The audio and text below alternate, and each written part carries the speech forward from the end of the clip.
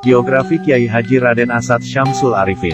Kiai Haji Raden Asad Syamsul Arifin, atau yang biasa dipanggil dengan nama Kiai Asad, lahir pada tahun 1897 di Mekah, tepatnya Kampung Syib Ali dekat Masjidil Haram. Kedua orang tuanya masih memiliki garis keturunan bangsawan. Ayahnya yang bernama Kiai Haji Syamsul Arifin, merupakan keturunan dari Sunan Bonang dan Sunan Ampel, sedangkan ibunya yang bernama Siti Maimunah, merupakan keturunan dari Sunan Kudus. Selama di Mekah, Kiai Asad berguru kepada sejumlah ulama terkenal, sebut saja Sayyid Abbas Al-Maliki, Syekh Hasan Al-Yamani, dan Syekh Bakir Al-Jukjawi. Kembali ke tanah air, beliau kemudian mengaji di beberapa pondok pesantren, yakni Pondok Pesantren Sidogiri di bawah naungan Kiai Haji Nawawi, Pondok Pesantren Siwalan Panji Sidoarjo di bawah naungan Kiai Haji Kazin, Pondok Pesantren Kademangan Bangkalan di bawah naungan Kiai Haji Kolil, dan Pondok Pesantren Tebuireng di bawah naungan Kiai Haji Hashim Asy'ari. Oleh sebab itu, sangat wajar bila keilmuan agama Kiai Asad begitu luas. Modal ini kemudian digunakan untuk meneruskan perjuangan ayahnya, yang mendirikan Pondok Pesantren Salafiyah Syafi'iyah di Situbondo, Jawa Timur.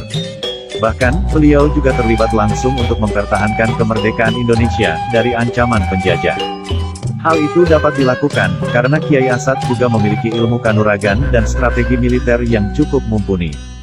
Sehingga, beliau dapat mengomando barisan santri dan para bandit dalam sebuah laskar bernama Pelopor. Di tubuh NU sendiri, Kiai Asad memiliki peran yang sangat vital.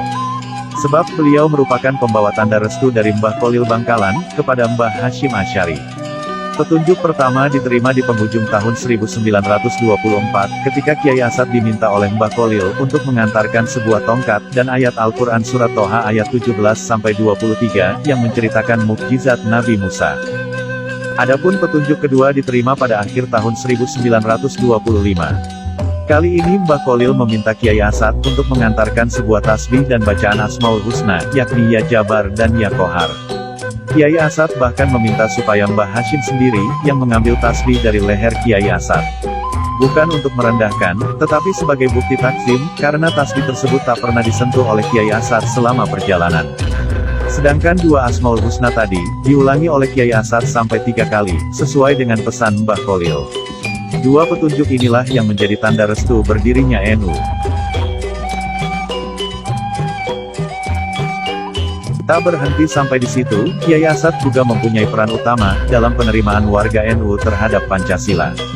Diawali dari mandat pemerintah yang mewajibkan penggunaan Pancasila untuk seluruh warga negaranya pada tahun 1982. Kiai Asad dan para ulama NU kemudian merespon cepat dengan menggelar Munas Alim Ulama. Dari musyawarah inilah, NU menjadi organisasi nasional pertama yang menerima Pancasila secara resmi. Kiai Asad meninggal pada tanggal 4 Agustus tahun 1990, atau di usianya yang ke-93. Beliau dimakamkan di Komplek Pondok Pesantren Salafiyah Syafi'iyah. Atas jasa-jasanya, Presiden Joko Widodo telah menghadiahkan gelar Pahlawan Nasional, melalui Kepres RI nomor 90 yang disahkan pada tanggal 3 November tahun 2016. Selamat jalan Kiai Asad.